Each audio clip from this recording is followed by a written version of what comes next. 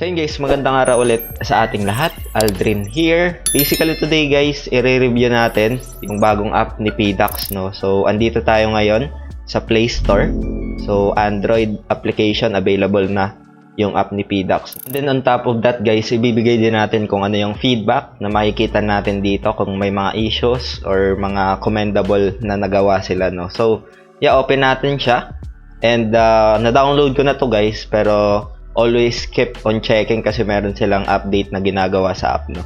So update lang natin. After that, open natin yung application, no? So comment din natin sila kasi sa kanilang best effort na maibigay yung application, no? So i-walk through ko din kayo. So open natin siya. Ibibigay natin yung mga detalye dito, kung ano yung makikita nating mga feedback, no? Kung may mga issue tayong makikita ay ibibigay din natin dito. So basically guys, ito yung makikita natin after na ma-download natin yung app. Sign up and verify. It's totally free na mag-sign up dito and magpa-verify kay PDAX, no? So after that, merong cash in. So yan yung mga boot up screen dito sa kanilang application. Meron din ditong start trading. So ayun, click natin yung next. And then lagay ko lang yung email ko dito guys. Then after that, kung mapapansin natin guys, makikita natin dito yung forgot password. Ito yung user interface sa login. Remember me kung gusto mong mag-login na automatically naka-input na yung email address and password mo. And then kung wala ka pang account, click mo lang yung I don't have an account. And then kung merong issue sa account natin, click lang natin yung need help, no? Para papuntahin tayo sa support. So after that, login lang ako dito guys.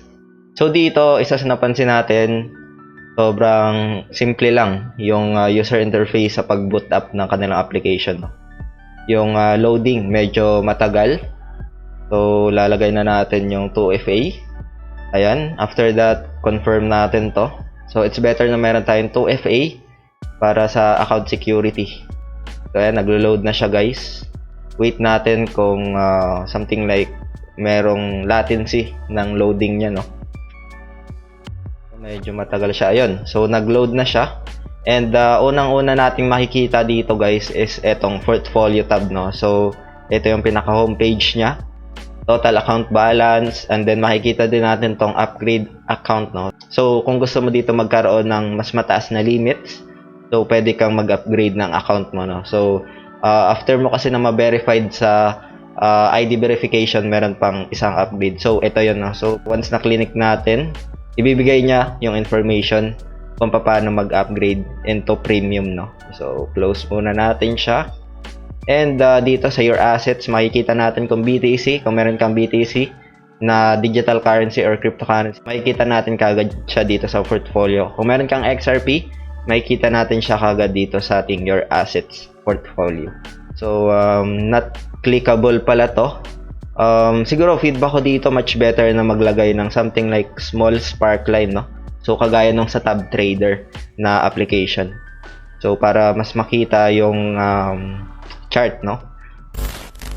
And then since mayroon tayo ditong BTC, discuss ko na din guys kung ano yung BTC or yung Bitcoin na tinatawag, na sobrang trending yan ngayon kasi na-breakout niya na yung all-time high niya dati. So, si BTC, isa siyang cryptocurrency, no? Invented way back 2018 by a known or a group of people. Yung pangalan niya is Satoshi Nakamoto. Wala pang nakakaalam kung isa talaga siyang individual or a group of programmers sila.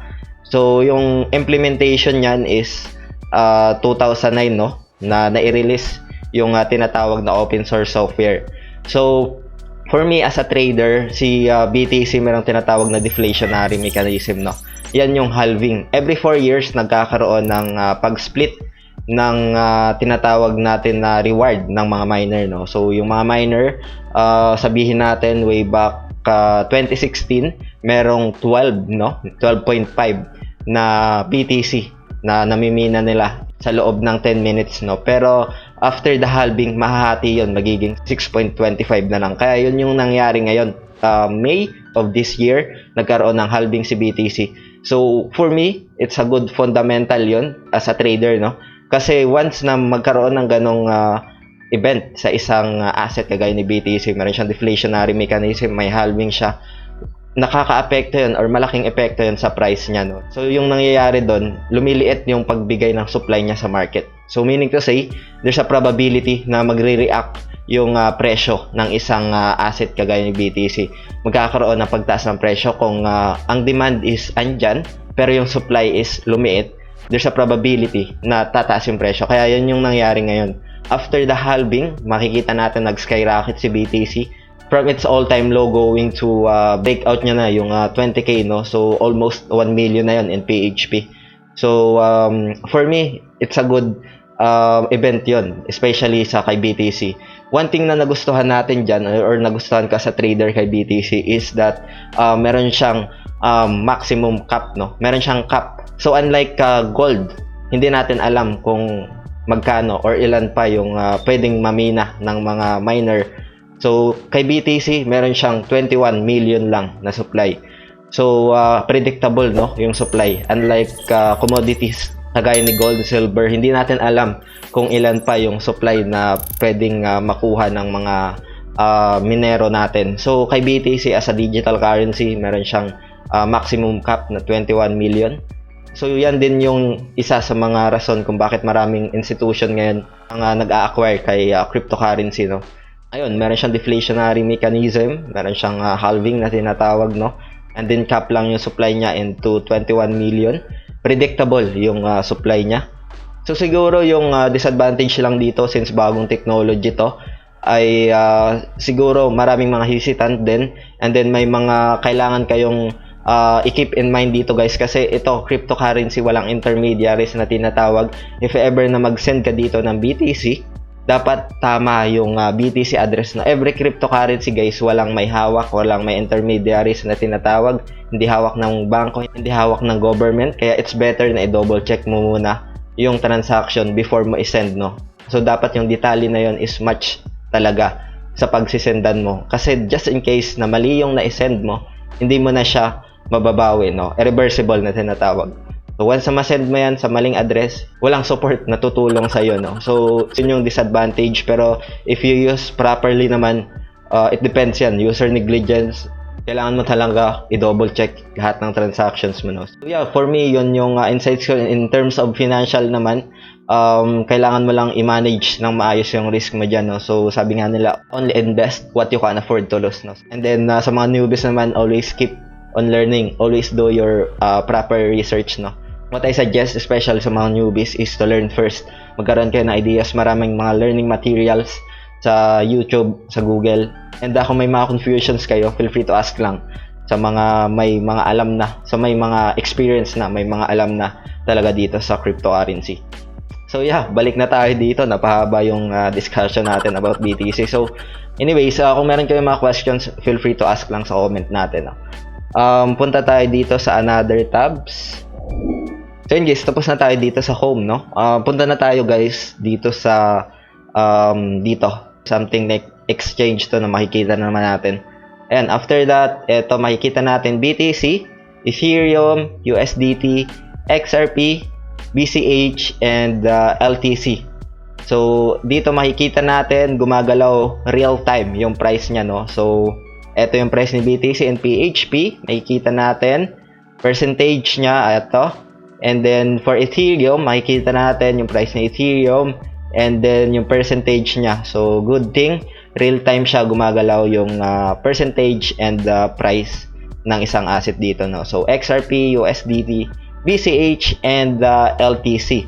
So meron akong BTC guys, click natin to. And then makikita natin PHP balance and then BTC balance, no? Ayan, makikita natin dito kagad. And then BTC price per BTC ay ito makikita natin. So pag nagbabay tayo, meron diyang something like a gap between the sell, no? So click natin yung sell. Ayan, makikita natin mas mataas yung buy kaysa sell, no? Kasi merong tinatawag na slippage sa order book, no? So siguro dito, feedback ko lang dito, it's better na lagyan dito ng something like chart, no? Kahit yung area chart lang para mas makita or mas ma-emphasize yung presyo or yung user interface dito kay BTC na makita kaagad. So siguro dito something like Here, sa taas lang siguro ng price per BTC. Merong chart dyan or area chart no, ni BTC. And then, dito guys sa buy, siguro yung highlight dito instead of blue, for me, it's better siguro na kulay green din, no? Kulay green. Maganda para mas ma-emphasize siya na buy talaga. And then dito sa sell, for me, ayan, dapat pula dapat din yung highlight dito. Yan kasi yung standard din for some traders, no? Para mas ma-emphasize kung ano yung pinili mong executions, no? So, say for example, buy and sell. And then, sa buy, so say for example, meron tayong 75. So, keep in mind guys na andito yung currency sa gilid na ito, PHP. So, say for example, 75, meron akong 75. Merong minimum amount pala guys na. So, ito, 0.0001 BTC. So, for the sake of this tutorials, try natin dito sell muna ng BTC natin para mas makita natin. And siguro ito automatically siguro market order to yung execution dito guys, no? Kasi wala tayong nakita na limit order So siguro nakaka-amaze no pag nakakita tayo dito ng something like limit order no, na yung tipong gusto mong i-limit order sa app niya is pwede no. So siguro pwedeng i-add nila yon in the future no. Anyways, dito say for example, meron akong 0.0004 BTC. So lagay ko lang 0.0001. So yan yung minimum sa buy. Pero magbebenta muna tayo ngayon. Then after that, makikita naman natin yung breakdown niya. So ito, good thing to guys. Commendable tong nakita ko, 25%, 50%, and then 75%, 100%. Nice, okay to. Try natin gamitin. So ayan, gumagana siya. Ayun, confusing din to guys kasi naka-sell tayo pero yung highlight niya is kulay green, no? Siguro ito yung pwedeng baguhin ni PDAX. So siguro ito 0.0001 0.292 or ito yung tinatawag natin na Satoshi. Ayan. Meron tayong 10,822 satoshis, no? So ayan. And then after that, order amount, makikita natin dito yung fees, makikita natin dito. Total amount is ayan, andyan yung breakdown, makikita natin.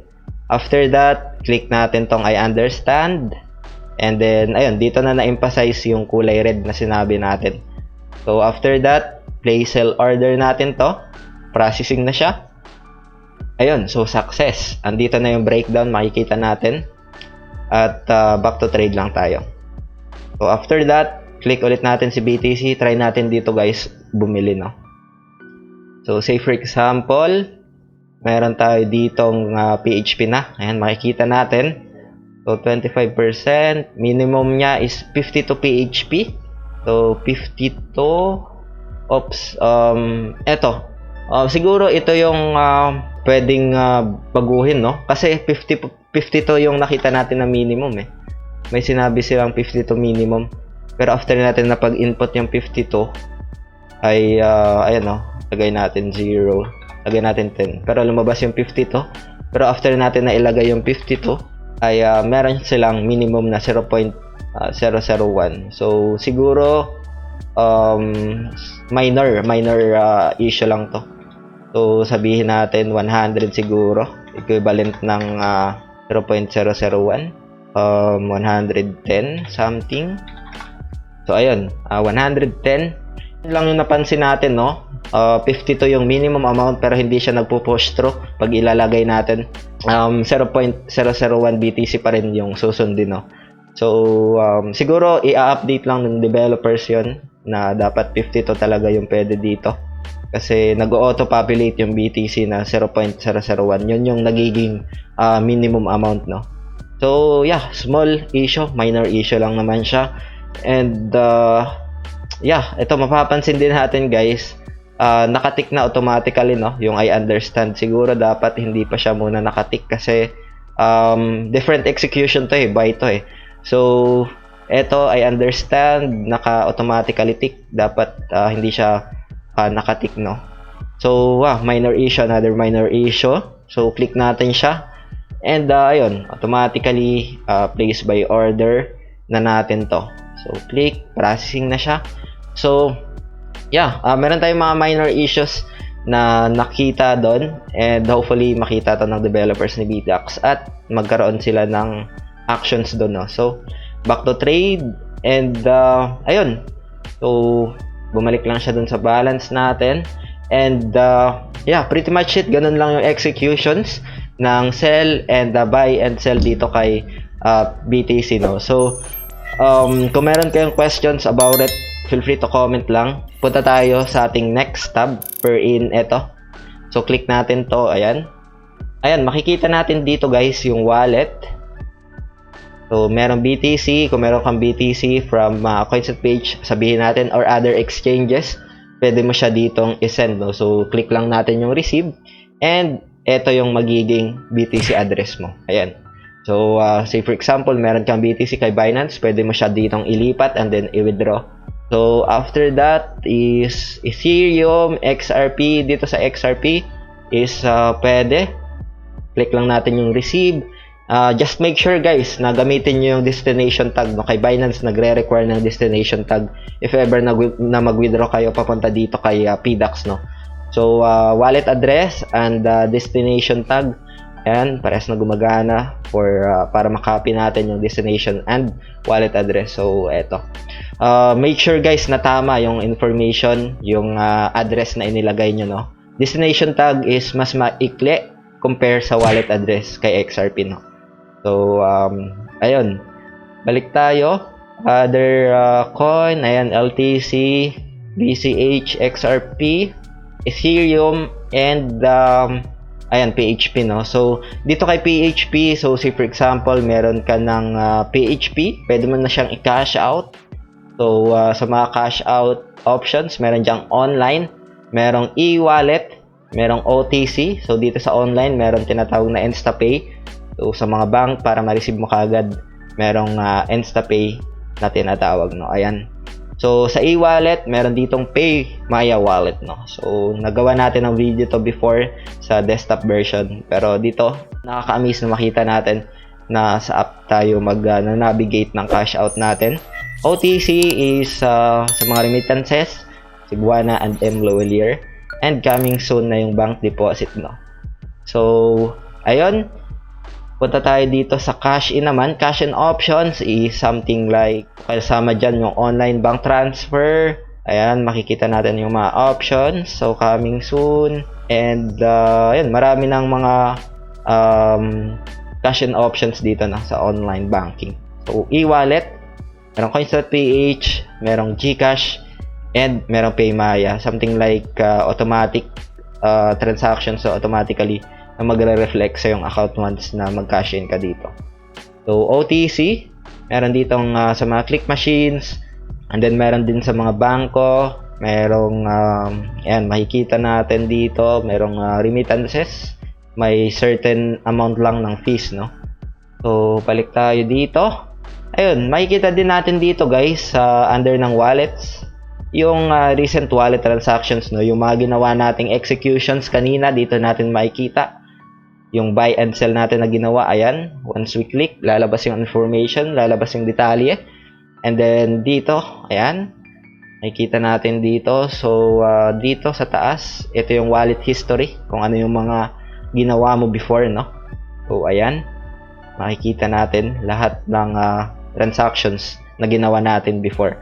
So, yeah, cash limit. So, dito sa daily, makikita natin yung remaining natin.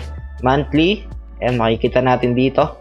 Yearly, makikita din natin dito. If you want to upgrade your tier, papunta sa premium, pwede yan.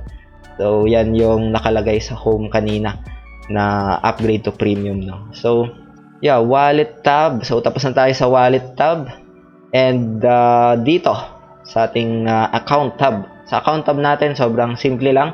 Account information, change password, security to FA, upgrade your account, and log out, no? So, pretty much it. Ganun lang. Sobrang simple lang nitong application ni PDAX sa Android phone, no? So, yeah, I think yun yung mga feedback natin dito sa trade options, no? Meron tayong nakita na something like small issues lang can be fixed by the developers, no? So, yeah, I think yun lang yung mga nakita natin. Sana nagkaroon kayo ng ideas in regards kay BTC, Satoshi Nakamoto, and on how to trade dito sa application ni PDAX na available na nga sa mobile application. So, i-congratulate din natin guys si PDAX dahil sa kanilang milestone na ito. So, it's very easy and accessible app that user may utilize kahit saan man tayo. Yeah, for me, yun lang for today. Kung meron kayong mga questions pa, feel free to ask sa ating comment section, no? Maraming salamat guys. Ingat tayong lahat and bye for now.